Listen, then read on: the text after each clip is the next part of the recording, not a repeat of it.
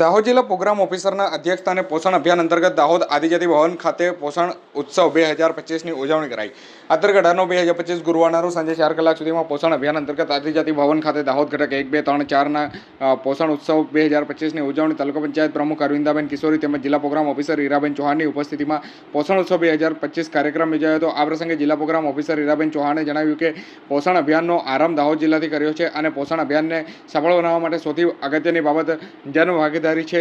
તેમાં પાલક વાલીઓની ભૂમિકા અગત્યની છે। પાલક વાલી દર અઠવાડિયે બાળકની મુલાકાત લે, વાલીને મુલાકાત લે અને તેની ઉંમર પ્રમાણે વજન ઊંચાઈ છે કે નથી તેની ખાસ કાળજી રાખે।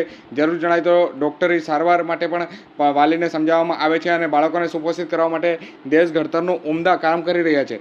તેમણે આંગણવાડી કાર્યકર્તા પોષણ ત્રિવેણી અંતર્ગત સમજાવતા જણાવ્યું કે કુદરતે તેમને સાચા અર્થમાં માતા યશોદા બનાવવાની તક આપી છે। પોષણ ત્રિવેણી તેમને સોંપેલ કામગીરી નિયત માપદંડ પ્રમાણે કરશે તો તે સાચી સમાજ સેવા ગણાશે। તમને આપવામાં આવેલ સ્માર્ટફોનનો પણ ઉપયોગ કરવો જોઈએ જેનાથી બાળકોની પોષણ બાબતે વ્યક્તિગત ટ્રેકિંગ પણ રાખી શકાય છે।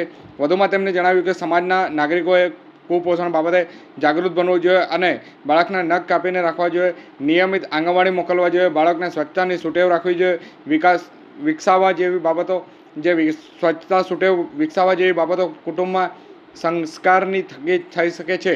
કુટુંબના સભ્યોએ બાળકોના પોષણ બાબતે ખાસ ધ્યાન રાખવું જોઈએ। સરકાર દ્વારા આપવામાં આવતું ટ્રેક હોમ રેશન ખૂબ સંશોધન બાદ તૈયાર કરવામાં આવ્યું છે, તેનો બાળકો માટે આગ્રહપૂર્વક ઉપયોગ કરવો જોઈએ। સગર્ભા અવસ્થામાં 270 દિવસની લઈને બાળકના 2 વર્ષ સુધીના જે ઉંમર સુધીમાં સમયગાળો એટલે કે 1000 દિવસ પૂરતું પોષણ બાળકના સર્વાંગી વિકાસ માટે ખૂબ જ મદદરૂપ થાય છે।